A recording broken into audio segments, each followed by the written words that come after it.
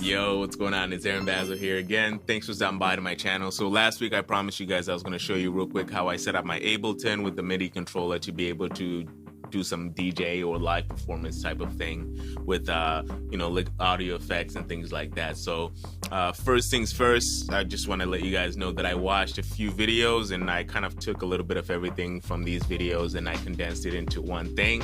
And I made sort of my own thing. I made like little mods that work for how I perform, and I'm gonna tweak these settings in the future, and I kind of already have to make it a little bit more complex or more interesting, or just make it my own and stuff. But I want to show you the very first lesson that I learned in how to like set up your MIDI controller with Ableton to be able to just do like a basic DJ set. And then I'm gonna show you an advanced version of that DJ effects rack that I put on my master channel. And then, hopefully that gives you an idea of how you can set up yours and how you can be able to do like a live DJ set. Okay, so I have attached some timestamps in the video, so you'll be able to skip through things that you want to be able to set up and stuff. I'm gonna be a little bit all over the place. I never really plan my videos in terms of like, I don't write down scripts or anything like that. I just kind of think for a while and start going at it. So all right, so let's jump right into it. So first things first, let's get to our Ableton. So we're in a session view right here. So we have on 2 audio tracks. I prepared the tracks. I prepared songs on there. I threw them on there and I prepared them. I just have them on a loop. They start at a specific point, which is in a downbeat. So all of them. So for example, let's test this one on a 1, right? And this one. So it'll be easier to just kind of mix through. So if it starts with like drums or in a 1 or a downbeat, it'll be easier to mix through. So I've already set those points. I assume you already know that. So if not, maybe I might think about doing that in the future tutorial. But anyway, so you have your tracks and then alternating. So this one on top here, the way to stop that is to press the stop on here. And so I had an Novation Launchpad that I was using. And so I would have like, this one be triggered right here with just a press of a button, and this one, so it'll be alternating. So I just wanted to simplify that, and I'm sure a lot of people have an Akai MPK Mini, so we're going to be using that. Last week I used M Audio Axiom 49, so I'm going to be switching that today. So anyway, so we're going to be triggering these tracks with just a play button with our mouse. I think the important part is that I show you guys how to set up my DJ effects rack. But before I even go even further, let me start off by showing you real quick, because in the beginning of my DJ mix that I threw a couple weeks ago, I started out with a little intro with the microphone. So the typical thing where, you sidechain your microphone to your music so that, whenever you talk into it, the music ducks down and so you can be able to hear yourself. So what I was able to do, I was using a Scarlett Solos, Focusrite Scarlett Solo over here, and I just attached like a dynamic microphone on it. It doesn't need a phantom power or anything like that. And I put the 3rd audio track here. I just, enabled it on, put one here, and then I put insert in, just lower the volume so that we won't have any kind of crazy feedback. And then let's unmute it. So let's check it out. Yo, yo, yo, yo, yo. Okay, so that's working. So to make sure that we sidechain it to 2 of these tracks or any track that'll be playing, I just put a glue compressor from my audio effects. Went and threw in, you can need glue compressor right here. I threw it on here, and I just took audio from, and I put audio 3, which is where the microphone input is right there selected. And I just decreased the threshold to like about 20. So check out the threshold right here. Hello, yo, yo, yo, yo. So whenever the music is playing, check it out real quick. Yo. Actually, 2 of them are playing. Let's just stop that real quick. All right, let's try it again. Yo, yo, yo, yo, yo. See how it's ducking with the music? That's the way we set it up. All right, we'll stop that, and we'll stop it on here to make sure both of them are not playing again at the same time. So I'm going to unmute this audio. We probably should rename this real quick. So this would be mic. This would be like deck B. If we're on a CDJ type thing, this would be deck A. All right, let's unmute the mic so we won't get some sort of feedback on here, because I'm also recording this mic as well into my screen recorder, and this is I have actually an iMac that's recording, that's getting a direct feed on my DSLR. Anyway, but so what's important to note is that whenever you switch, whether you click with the mouse or you have a launch pad or you have, whatever you're using, like a push to launch these clips, it's going to go to the track deck A or deck B, and it's going to have a glue compressor on there. So, but what you want to be able to be going back to is on the master track. I put a sausage fattener, by the way. You can put a limiter just so we make sure you're not clipping and all that stuff. I tend to like using a sausage fattener on there as a limiter and a compressor. So that way I make sure my tracks never, go above peaking. So anyway, so on the master track over here, so if we press play real quick, let's choose another track. Let me stop that real quick. You see how we went back to the track and the track effect, which is a glue compressor? I don't want that. I wanted to go to a master track all the time. So before we even get started, let's the first thing that we're going to actually map is the master like this. When I click on here, I don't want to have to click through on the computer. I want my entire session to be just on a MIDI controller. So let's do this. Let's go on a MIDI mapping. We can either click here where it says MIDI, or let's click out, or Command M. It'll get you the same thing. We're going to click where it says master right here. We're going to map that to a pad. So let's say pad right here. Then we're going to click out of the MIDI or Command M. Now, if we go to deck A, let's make sure we stop everything. We go to deck A. We'll see where it says glue compressor. I want to switch it to the master track, which is this pad. Now we're there. All we have is a sausage fattener on there. So first thing that we're going to do, this is important. We'll show you how to set up the microphone. And now we go to deck A. Deck A and deck B. Make sure that's selected. Very good. All of them, by the way, keep the same glue compressor on there. So, and I put like a soft clip on there. So let's go to master track. Now I'm going to show you how to put an audio effects rack so that you can be able to put, custom effects and assign them to the knobs on top and bottom row. So we have 8 knobs. So 4 up top and 4 in the bottom. So I'm going to go up here to audio effects. I'm going to grab audio effects rack. I'm going to grab it right before the sausage fattener or whatever limiter that you're going to be using. And then the first thing that I'm going to drop is an auto filter within the audio effects rack.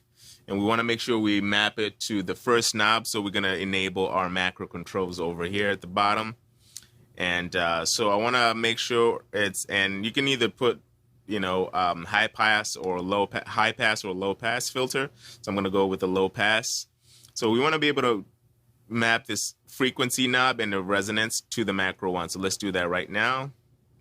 Right click on there, map to macro one, right click on resonance, map to frequency, which is macro one, and same thing. So, and then I'm going to check that. You see it's working, and we want to assign it to the knob itself. We go to our MIDI mapping again, Control M, or you can click up top where it says MIDI, of course, right here. But we're going to do Control M. It's a good keyboard shortcut to be able to remember. So let's go to that. Click on macro one, use our knob. Bam, we've assigned it. Which is perfect. We're going to click exit out of the MIDI map. It's going to test our knob. Seems to be working. But when we get towards the end over here in the high frequency, look at where the resonance is at. We don't want it that high. It'll end up being like a screeching sound. It's kind of unbearable to the ear. So we want to be able to control how far the resonance goes. So we're going to go to click on here where the audio effects rack. Going to click where it says map. And then we're going to go to the resonance part over here. And we want to make sure the minimum, obviously, it starts at 0. And then the maximum that it goes is, let's say we moved it all the way here to the end. We wanted the maximum to be about, let's say 58%. That won't be too bad for our ears. Let's exit out of that map mode over here. Bam. So now, when we get all the way here, it won't be too screechingly loud. So for example,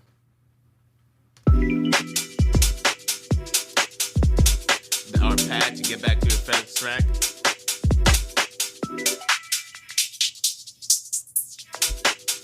Perfect. It works the way we wanted it to. Now we're going to add more controls on there. So I'm going to throw in a flanger. Let's go to our audio effects.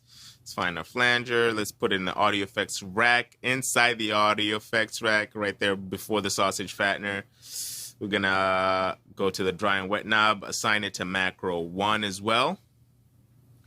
And then right where at this point, we want to make sure that the auto filter is off until we turn our knob, you know, until we engage our knob and activate it. So we want to go to our MIDI mapping again. We're going to go to the on and off switch on the auto filter. And we want to right click on there, and then we want to map it to macro 1. And then on there, we're going to exit on the MIDI mapping right here. We're going to go to map mode on there. And then device on, we want to make sure it turns on at 1. Minimum range at 1. So we need to scroll down or just double click on it, enter 1, enter. Let's exit out of that map mode. Let's test it out.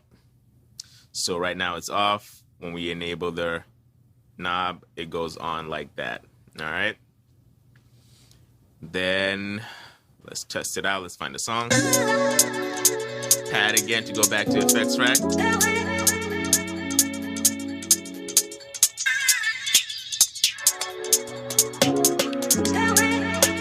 All right, that works perfectly. So let's go to the next effect that we want to throw in. We want to throw in a delay. So I'm going to go to up top in here on search, ping pong delay. So we want to throw that after the flanger right here, but inside the audio effects rack, we're going to go to a quarter note right here.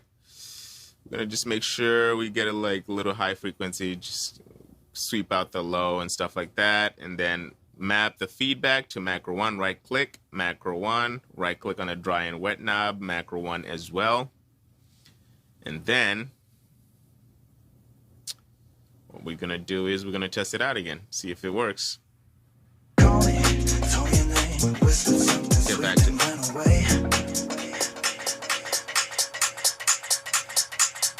now, usually you can mix out of it using at this point, you know, but we need it a little bit wet, you know. We need to throw like a reverb in there, so you'll be able to like switch it to a different track and be able to fade out, you know. So let me show you what I mean. Like my eyes, was it true she told her, was it lies? All right, stop that. We want to see the audio effects rack on the master channel, so our pad key over here. So let's just find our reverb real quick. Stock reverb would do. Now when you customize it in midi, you can throw whatever reverb you want. You can throw any of the VSTs that you want, but we're going to do it all in stock plugins. And my future versions of this effects rack has, you know, like extra VSTs that are not stock. But today we're just going to show you real quick how to do it stock, and then I might be able to show you a little bit in the end. We'll see how it goes. My custom mods that I made. So all right, so with the reverb on there, we're going to put the decay time to about 4 seconds. 4.34 is fine. Going to map the dry and wet knob to macro 1 as well. And then with this enabled, now we can be able to play a track. And when we throw the knob all the way to the right, it's going to send like a delay, flanger, reverb all the way. It's going to create like a wash effect. At that point, if you have like a launch pad, or if you're using your mouse, you can be able to start the other track, stop the previous track, and you won't be affected, and be able to kind of like transition in. Let me show you what I mean. So let's start with this song. Pad to see the audio effects track. All right. So we're going to enable. You did a throw like that. We're going to start the new track on here, stop the old track. Now we're going to go back to a pad to show an audio effects track. Now we're going to go transition to the new track.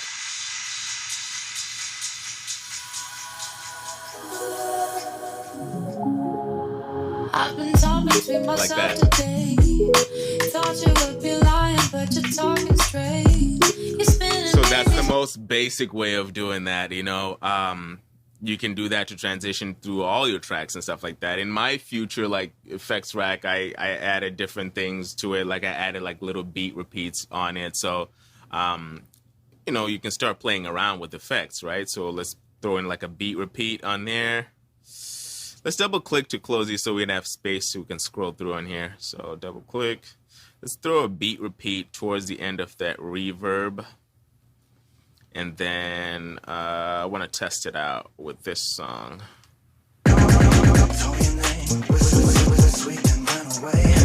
So I don't want it on all the time. So let's go to audio effects rack. I actually saw, this is what I was saying, like I watched a few videos and I learned different techniques and whatnot. And so through watching Ned Rush's video, I'm going to attach it to the cards and in the description box below.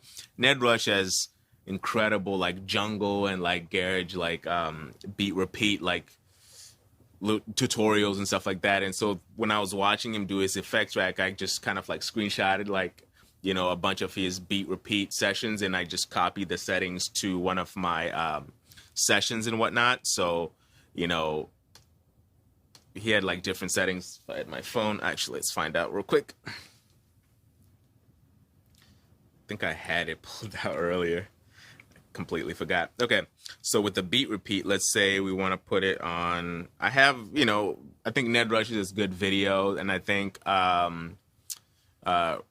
Reed Stefan has incredible video too on beat repeats, and I'll attach it on the cards right now or in the description box below, and or both. So, but let's just copy some settings. If you want to see in full in depth on how to do the beat repeat stuff, you can go to both of these videos that I've linked up and whatnot. They'll show you. But I copied some of those settings, and I only did like 2 versions of these, and so in the future I want to do more, so I can have an array of like beat repeats and stuff like that. That's the reason why we have Macro 1 doing a whole lot of stuff, so we can free up all the rest of these knobs.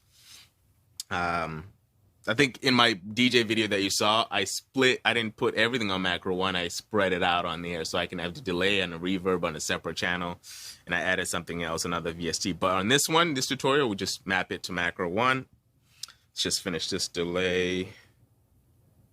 See, what did he put? He put on the gate, he put like 8/16. That's one of the settings. Volume on there. And he put on an insert, and then now that it's on, put a quarter on there. So that's the setting. So I just put like a screenshot of it. I think I'll attach it on this video so you can see some of the settings, but I recommend that you go to his videos and really watch, and subscribe is really awesome. Both of them, Reed Stefan, you guys probably already know. But anyway, so this is one of the settings. So I want to be able to map, let's say Macro 2. Let's just map the on and off. So MIDI map, Control M, Command M, click on the on and off, device on. And we're going to map it to Macro 2. Actually, right click, my bad. Right click, map to Macro 2, device on there. That's your beat repeat. And then we're going to map. Let's do it again, MIDI map. Macro 2, click on there. Assign it to that knob 2. And we want to make sure that it's on at 1. So there you go. Minimum range right there. Exit out of the MIDI map. Let's test it out. It might mess up. Let's see if it works actually. So I had a problem with it the last time. So pad to go to our master.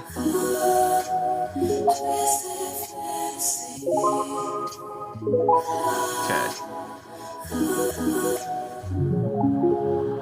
I've been taught myself today. Thought you would be lying, talking straight. You're spinning me these words and contemplate. These facts and knowledge. So it's doing it, the first preset is doing it in 2 bars. So it's kind of, you know, you can always change it to like 1 bar and all that stuff. And like I said, watch the video on the beat repeat. I want to keep this one short. So I just, you know, instead of you watching like 3 or 4 videos that I'm going to link that I watched, this tutorial can be just an all-in-one, you know. So yeah, so that's how you set up the beat repeat. And you can now, if you throw in VSTs and all that stuff, you can always map it to other macros and on the controls on here. So another thing that I added, because I had faders on another MIDI controller, is that, you know, the audio right here, you know, when obviously the audio level, I mapped it to different, let's just map it to like macro let's map it to the bottom left knobs on here, so the volume control. But if you have faders, you'll be able to map it through there. So I'll do MIDI map, Command M. Gonna click on the volume on deck A. Gonna use this knob to be able to control that. On deck B, we're gonna click on the volume for that. Map that to this knob. Let's say the mic, we wanna map it again to this knob on here. So perfect. We're gonna exit out of that, and then we're gonna make sure that obviously we don't want, as you can tell, we don't want it to go past 0, actually, which is actually working out for us right here. So we never go past clicking. But if yours is going way past 0 decibels, so we're gonna go to MIDI map, and let's make sure it's not. You'd click on there, you go to MIDI map, and you see where it says maximum. It's usually 6 decibels, but you're gonna double click and put 0 decibels as your maximum ceiling for that for that control, so it won't go past 0. So yeah, you won't be clipping. So anyway, exit out of MIDI map. So whenever you're transitioning a song, you can be able to use this knob, start another song, you know, use the macro like I showed you. So for example, start this song, fade it in. We're gonna do that wash like I showed you. Start another track, stop this one.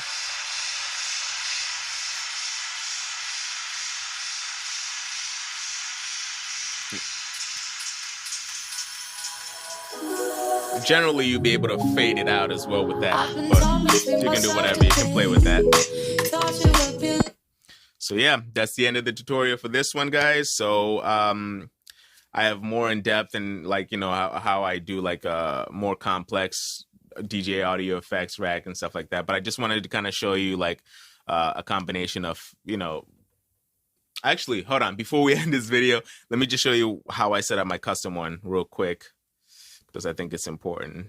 Because I added more effects, but I'm not sure I can do that. So let's say I took like an EQ, let's say macro 3 is not assigned.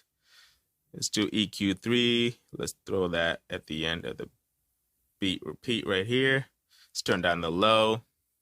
Let's turn down the high on here. Let's just, yeah, let's assign the device on and off to macro 3. Let's assign that to macro 3 right here. Let's test that out with the track. Let's make sure actually the volume is on. Macro 3, let's test that out. Pad to return to the audio effects rack. Let's make sure that's actually device on. We forgot to map it to the key, so we're gonna MIDI map, click on the device on, map 3, and now exit out of MIDI map. Let's try that again.